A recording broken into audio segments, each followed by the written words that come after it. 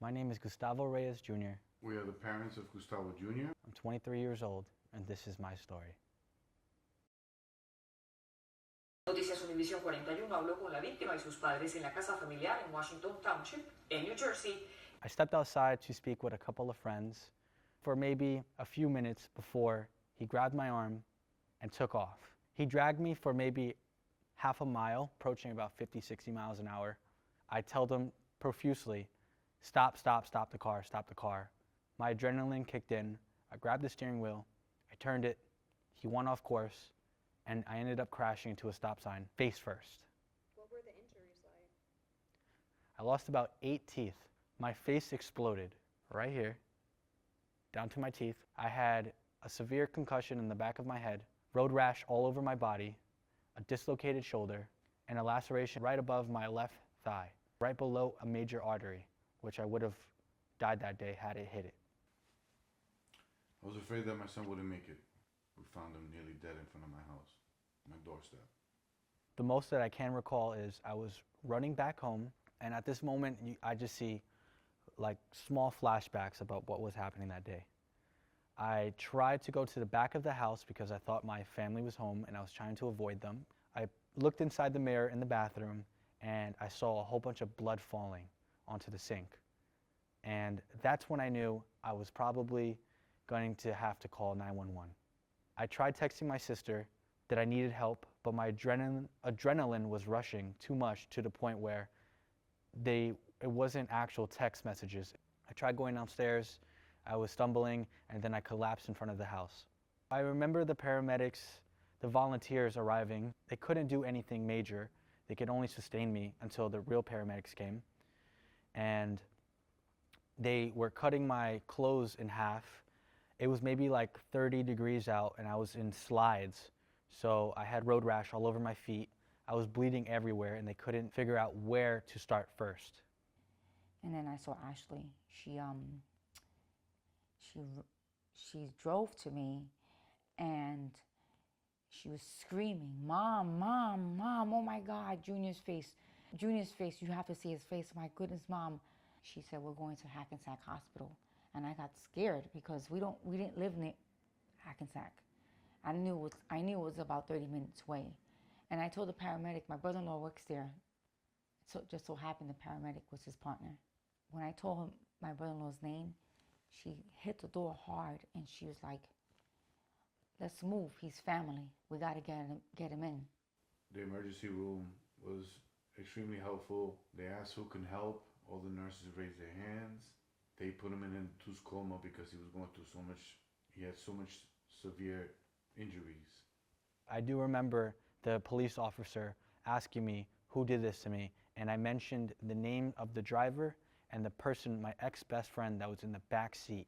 We were labeled El Chapo family because we were in a primarily white neighborhood. They labeled us because we were in their town and we would have as much money as they did, I guess. What was the first thing you remember when you woke up in the hospital? I thought I was late for school. There were cops in front of my parents, in front of my bed in the hospital, and they were asking me questions, and my mom said, "Leave the room now. He's not in good condition to speak." Nothing to me looked like they were being helpful to me. They was just looked like they were mostly hanging around and observing what was going on. So their behavior was suspicious. I knew from the beginning that they were not acting like the way cops should be acting, especially with a young man who's nearly dying. What was the hardest part about the accident? Learning how to walk again. Going through all the major surgeries, long needles during the dentist appointments. So there's two bolts in my mouth right now and one up here. Physical therapy for my shoulder. I asked the Lord Jesus Christ to help him, and that was was selfish of me because I never followed him. But I asked Jesus to help my son with his injuries and his permanent damage. The police mishandled my case completely, to the point where I thought that they were in cahoots with the family that did this to me. They didn't take photos of any evidence of my teeth on the floor, blood. I mentioned the names of who did this to me, and they took until the next day to approach the family. And at that point, the family had wiped clean of the car. The audio footage was never recorded.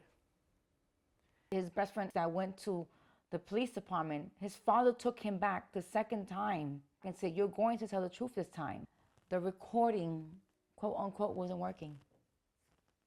By the time they re-interviewed the people, they had their lawyers.